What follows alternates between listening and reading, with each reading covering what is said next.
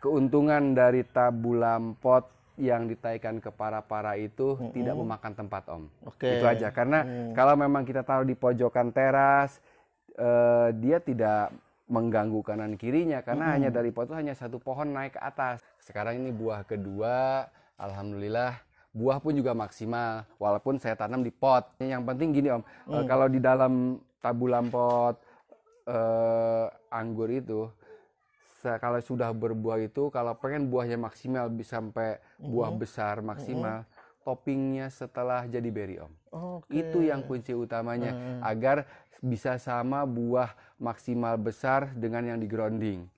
Contohnya kan yang buah itu buahnya sangat besar, itu toppingnya, Om. Topping setelah jadi berry. Itu sangat simpel, Om.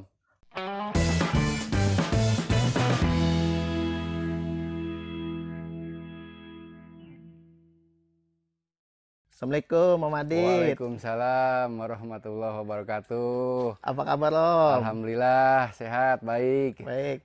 Jumpa lagi nih, Om, ya, sama Sobat Agro nih di seluruh Indonesia nih. Semoga Sobat Agro semuanya diberikan kesehatan. Amin. Nah, Om Adit nih kunjungan Sobat Agro yang kedua nih ya ke Saung Hejo nih ya.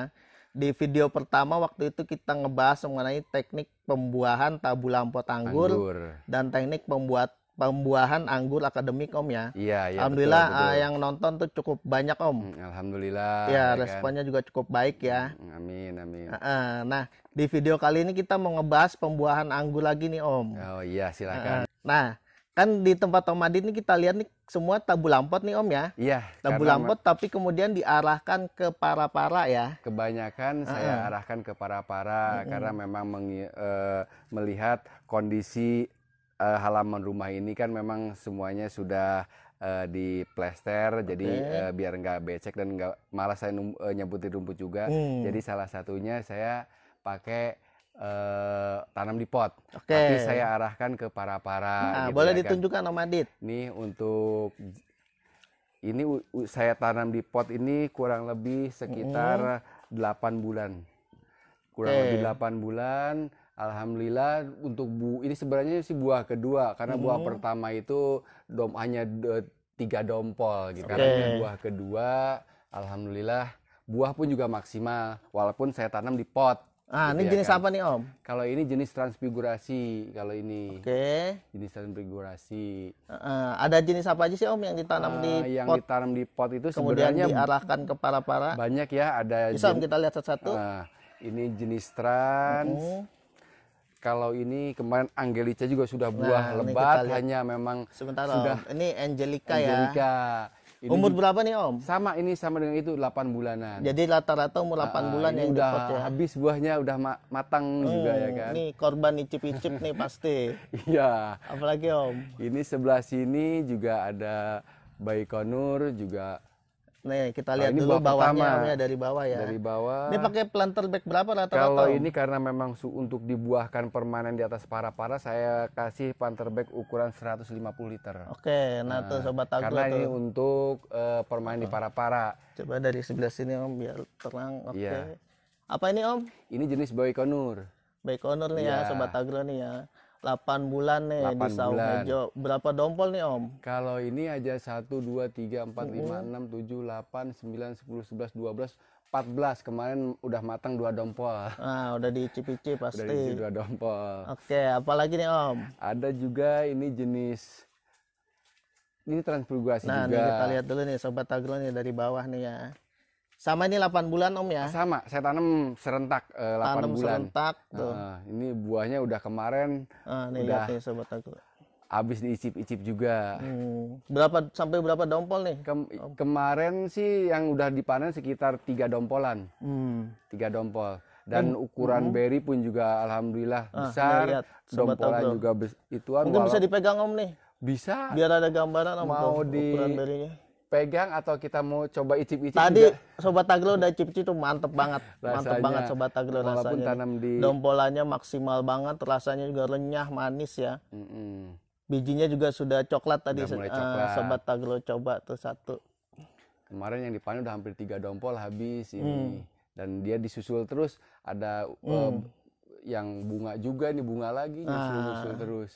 Nah, nanti kita bahas tuh Om perawatannya Om. Ya, siap. Seperti apa lagi Om? Ada lagi yang berbuah sih ada juga yang di tabu lampot. Kalau ini di tabu lampot. Ini juga buah pertama nih. Kalau tabu lampot karena kita memang tidak untuk dibuahkan permanenan, jadi saya biar mudah ngangkatnya, pengangkutan di atas mobilnya mudah, saya maksimal pakai ukuran 75 liter. Karena ini ada juga yang minat yang ukuran besar kayak gini, jadi biar lebih mudah untuk pengangkutan dan beban pun juga tidak terlalu berat. Jadi saya menggunakan ukuran 75 liter. Itu sangat efisien lah. Nah, kalau yang lagi tuh Sobat Agro kita buahkan di para-para semacam kayak gini, kita pakai yang 150 liter karena ini permanen. Siap, itu bedanya ya. Bedanya itu. Nah, kalau ini apa nih Om? Ini ninel, ini jenis ninel. Ini tanpa berhenti buahnya. Wah, ini udah pembuahan keberapa nih Om? Wah, nggak kehitung, saya sudah nanam kurang lebih 4 tahun kalau yang ini. Wah, kalau ini grounding ya? Grounding kalau ini. Kalau ini grounding Sobat Agro. Paling tua di Ciseeng lah ini yang saya tanam. Anggur ninel tertua di Saung Heja Om ya.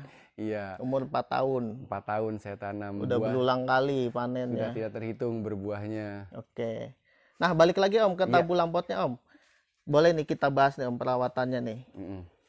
Yang mana nih? Mungkin contohnya yang contohnya kan kebanyakan orang menanamkan di dalam pot ya. Kalau Panterbeek kan memang kalau untuk di depan rumah kan dari segi tampilan juga kurang menarik. Kalau ini kan bisa pakai menggunakan pot ukuran 60 liter ke atas, dan kalau memang di atas ditaruh di atas keramik pun juga bisa. Dia pakai ada tatakannya, itu lebih simpel dan lebih bersih, lebih indah Om ya. Lebih indah juga gitu kan. Dan keuntungan dari tabu lampot yang ditaikan ke para-para itu tidak memakan tempat Om. Itu aja. Karena kalau memang kita taruh di pojokan teras, dia tidak mengganggu kanan kirinya karena hanya dari pot itu hanya satu pohon naik ke atas. Benar. Beda dengan kalau kita tabu lampot sistem rambatan keliling seperti gitu ya kan. Seperti ini. Kalau seperti ini mungkin dia kalau makan kita tempat. Bisa makan tempat. Tapi kalau sistem para-para itu dia hanya bisa melihat kanan kiri, hanya satu pohon naik ke atas, di atas bisa rimbun, adem dan ada buahnya juga. Itulah keuntungannya gitu kan. Jadi untuk di lahan terbatas, untuk halaman rumah yang sudah diplester, di semen nih alternatif bagus banget Om. Dan bisa juga bawahnya kan bisa ditumpang sari dengan tanaman-tanaman yang mungkin disukai, kayak macam tanaman hias atau apa, di bawahnya kan masih luas gitu kan. Iya bener banget tuh Om Adit. Masih bisa. Kalau di di sistem keliling kayak gini kan dia makan tempat ke samping juga gitu ya kan. Nah, kita masuk ke perawatannya nih Om Adit. Ini tadi kalau yang pot, ini berapa liter nih Om? Ini yang saya pakai pot ini ukuran 60 liter. 60 liter ya? 60 liter. Kemudian di bawahnya saya lihat ini ada penyangganya Om ya? Iya, kalau ini memang bawahnya itu plesteran, jadi saya pakai ganjel, bisa pakai konblok, bata merah, atau herbal juga bisa ya kan. Yang penting diganjel itu agar sirkulasi udara tetap berjalan normal dan air pun juga lancar gitu ya kan. Jadi dia ngembang di dalam ya Om. Ngembang di dalam. Ini juga media tanamnya apa aja nih Om? Media tanamnya khusus kalau untuk di pot ini biasanya kalau pot itu kan beda dengan Panterbeek ya Om. Biasanya saya kalau lapisan paling dasar kan orang yang banyak pakai dengan batu bata, dengan setropong gitu kan. Itu kan berat kalau menurut saya. Jadi lapisan paling bawah ini kurang lebih sekitar 5-10 cm saya lapiskan dengan sekam murni. Sekam murni, bukan sekam lapuk, tapi sekam murni dari gilingan. Sekam mentah Om ya? Sekam mentah itu kurang lebih sekitar 5-10 cm. Siap. Ya. Lalu untuk media tanam ini saya pakai sama dengan yang dulu-dulu. Saya pakai sekam mentah, sekam lapuk, sama sekam bakar. Saya aduk. Saya aduk rata, saya mix. Lalu saya tanpa fermentasi Om. Kalau untuk sekam lapuk, sekam bakar sama tanah, saya pakai, saya aduk mix. Saya kurang lebih sekitar sampai penuh 3/4 Om. Oke. Ini perbandingan yang saya mik tadi itu ya kan. Itu sebentar Om, sekam bakar, sekam mentah, kalau ada sekam lapuk sama tanah. Oke, tanahnya tanah apa nih Om? Tanahnya bebas, yang penting gembur, mau pakai tanah hitam lebih bagus atau tanah merah juga nggak apa-apa. Kalau deket kebun bambu, tanah humus bambu ya, sangat lebih bagus gitu ya kan. Perbandingannya Om? Perbandingannya itu 1 banding 1 aja Om. 1:1 sekam semua bakar ya. 1, sekam mentah 1, tanah 1, sama sekam lapuk 1. Siap. Itu diisi sampai diaduk diaduk rata, kurang lebih diberikan sampai 3/4 ke atas. Siap. 3/4 ke atas. 3/4 ke atas tetap dengan sistem di saung hijau ini saya berikan kurang lebih 5 atau 10 cm, 5 sampai 7 cm itu lapisan pupuk kandang dasar murni. Murni Om ya. Murni itu ya kan. Itu kohe matang. Kohe matang. Saya sudah diamkan di dalam karung itu kurang lebih sekitar 1 sampai 2 bulan. Oke. Jenisnya biasanya apa sih Om? Pakai kohenya apa? Pakai kambing, Pak. Setelah saya berikan pupuk kandang murni kurang lebih sekitar 5 sampai 7 cm keliling, tutup lagi dengan media tanam yang sama dengan tadi itu sekam mentah, tanah sama sekam lapuk. Diberikan sampai kurang lebih ya sisakan sekitar 7 cm atau 10 cm ke atas pot ya kan. Baru setelah itu bibit masuk. Setelah itu bibit masuk. Kalau bibit sih kalau mungkin kalau nanam dari polybag kecil kan tinggal dikorek-korek aja juga mudah Om gitu ya kan. Nah itu tadi media setelah dimasukkan semua ke pot tuh perlu didiamkan dulu nggak sih Om Adit? Kalau saya enggak Om. Kalau untuk media tanam itu tidak. Karena kan semuanya kan kalau sekam sudah lapuk. Arang sekam pun juga enggak. Jadi saya tidak ada fermentasi. Saya aduk, saya langsung saya pakai. Siap, bisa langsung untuk bisa langsung pakai. Hanya untuk pupuk kandangnya saya sudah lakukan karena di sini kan dekat dengan peternak kambing juga, saya jadi beli dari kandang langsung, tapi saya diamkan di dalam karung itu kurang lebih sekitar 1 sampai 2 bulan sebelum saya pakai. Oh, jadi pupuk kandangnya yang difermentasi yang didiamkan dulu ya. Di dalam karung. Siap, oke. Nah, kemudian setelah itu bibit siap masuk ya Om ya? Bibit siap masuk. Ada contoh nggak sih Om bibit-bibitnya nih yang cocok kalau untuk tabu lampot nih di sini? Kalau ini contohnya Om yang baru saya tanam. Nah, jadi Sobat Agro di Saung Hejo juga ready nih ya. Aneka bibit anggur impor hasil produksi sendiri nih oleh Kang Adit nih. Kalau bibit yang siap pindah ke tanam ke tabu lampot itu dari sini, ini saya baru tanam kurang lebih sekitar 1 mingguan. Nah, ini contoh nyatanya nih Sobat Agro. 1 Agro. minggu. Karena ini saya memang khusus bikin tabu lampot keliling. Jadi saya pakai ukuran pot 50. Nah, biar gampang juga kalau ada yang minat lebih gampang. Nah, kita lihat dulu nih Om. Nih contoh-contohnya Sobat Agro yang saya akan tanam juga untuk para-para di atas. Ini baru kurang lebih sekitar 2 minggu saya tanam. Makanya saya menggunakan Panterbag yang 150 liter langsung. Karena memang nanti akan ditaikan ke saya buat para-para di sini. Ini baru 2 minggu saya tanam dari bibit. Jenis-jenis yang genjah, yang mudah berbuah. Tapi kalau yang ukuran ini ada yang minat juga bisa nih Om? Kelihatannya kalau yang ini terlalu berat untuk diangkutnya gitu kan. Emang sengaja saya. Jadi ini untuk di sini semua nih yang kalau yang Panterbag ukuran 150 liter emang untuk menghijaukan keliling pagar sini semua. Tapi nanti ya setelah ini sukses ada pesanan semacam kayak ini saya akan buatkan Om. Kalau yang sekarang yang ready yang di pot-pot ini ya, yang di pot-pot kayak gini. Bahkan ini juga yang untuk tabu lampot udah mulai belajar berbuah. Iya. Nah, siap. Balik Om Adit ke perawatannya nih. Tadi setelah kita tanam bibitnya di tabu lampot, pemeliharaan awal apa nih Om? Pemeliharaan awal kalau memang setelah semuanya disiapkan media tanam tadi dengan bahan-bahan dan lapisan-lapisan yang sudah saya sebutkan tadi. Setelah tanam, untuk perawatan sih untuk masa pertumbuhan kan saya udah punya pupuk dasar di tengah itu pupuk kandang ya kan. Selanjutnya sih untuk perawatan bisa digunakan dengan pupuk tambahan bisa itu kan, dengan pupuk yang lengkap aja, yang mudah aja, pakai NPK juga boleh Om.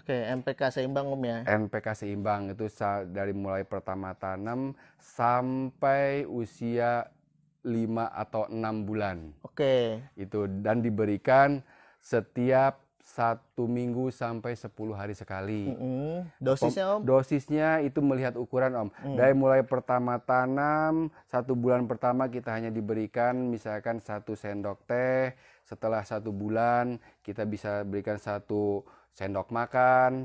Setelah 2 bulan sampai usia 5 bulan berikan 2 sendok makan. Per 10 atau 2 minggu sekali. Siap. Itu biasanya Om Adit aplikasi dikocor atau gimana Om? Saya karena memang nggak mau repot ya Om ngelarutin apa namanya pupuk. Jadi saya sistemnya tabur Om. Oh ditabur. Sistem tabur lebih simpel gitu kan. Tapi nggak langsung disiram Om. Oke. Biasa saya diamkan kurang lebih sekitar 30 menit sampai 1 jam setelah tabur. Baru disiram Om ya? Baru itu saya siram. Itu untuk mempermudah larut Om. Oke, hanya NPK saja Om selama vegetatif pertumbuhan? Kalau hanya untuk pemupukan saya berikan itu aja Om. Pupuk NPK udah seimbang ya. Kecuali mungkin kalau ada trouble di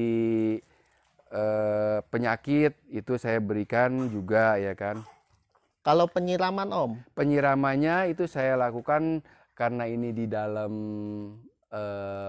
rumah plastik, jadi saya berikan 2 hari sekali. 2 hari sekali Om 2 hari ya? sekali, semua rata.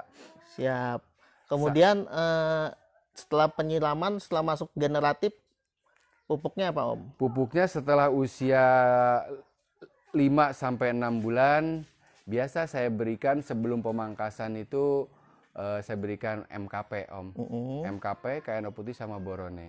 Itu saya berikan 4 kali, 3 kali, keempat saya pangkas baru. Oke. Iya. Siap. Ini contohnya udah buah kedua sebenarnya ini. Nah ini udah buah kedua.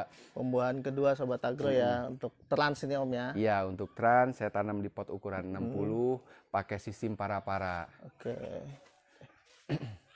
Sistem para-para ya lebih sama aja sih dengan kita grounding, hanya yang penting nutrisinya kita jalan Om. Siap. Nutrisinya jalan. Nah kemudian Om Adit kalau pengendalian hama penyakit nih? Pengendalian hama penyakit kalau memang sebenarnya sih kalau di dalam rumah plastik ini sangat minim sekali ya untuk jadi perawatan lebih mudah. Paling kalau memang terjadi dia hanya kena trip itu sih sudah biasalah, banyak merek-merek yang insektisida yang bisa dipakai buat hanya trip aja sih kalau memang di dalam. Paling kalau memang buah pecah, hanya yang penting gini Om, kalau di dalam tabulam pot anggur itu, kalau sudah berbuah itu, kalau pengen buahnya maksimal bisa sampai buah besar maksimal, toppingnya setelah jadi berry Om. Itu yang kunci utamanya, agar bisa sama buah maksimal besar dengan yang di grounding. Contohnya kan yang buah itu buahnya sangat besar, itu toppingnya Om. Topping setelah jadi berry. Itu sangat simpel Om. Gimana tuh Om? Saya hanya berikan pupuk kandang murni di atasnya kurang lebih 2 cm paling atas. Itu jadi saya berikan setelah jadi berry Om. Bunga brokoli saya setelah jadi berry saya topping dengan pupuk kandang kambing kurang lebih sekitar ketebalan 2 cm di permukaan paling atas. Dan karena saya memang tidak pakai GA3 juga, jadi sangat riskan dengan buah bergerombol semacam kayak gini.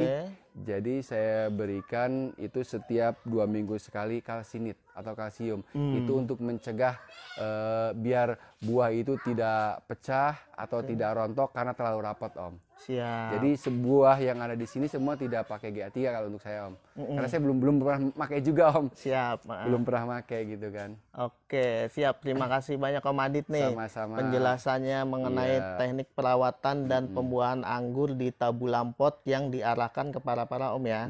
Iya. Mudah-mudahan Sobat Agro di seluruh Indonesia nih yang punya lahan terbatas atau halaman rumahnya sudah disemen semua tetap bisa menanam anggur di pot tapi bisa diarahkan ke para seperti ini ya. Betul. Buahnya juga bisa maksimal, tadi Om Adit sudah terangkan. Dompolannya juga bisa besar-besar seperti yang di grounding ya Om ya. Sama, betul. Baik, siap. Terima kasih banyak Om Adit. Sama-sama. Salam Sobat Agro semuanya. Semoga sehat selalu. Diberkahi. Amin. Amin. Assalamualaikum warahmatullahi wabarakatuh. Waalaikumsalam warahmatullahi wabarakatuh.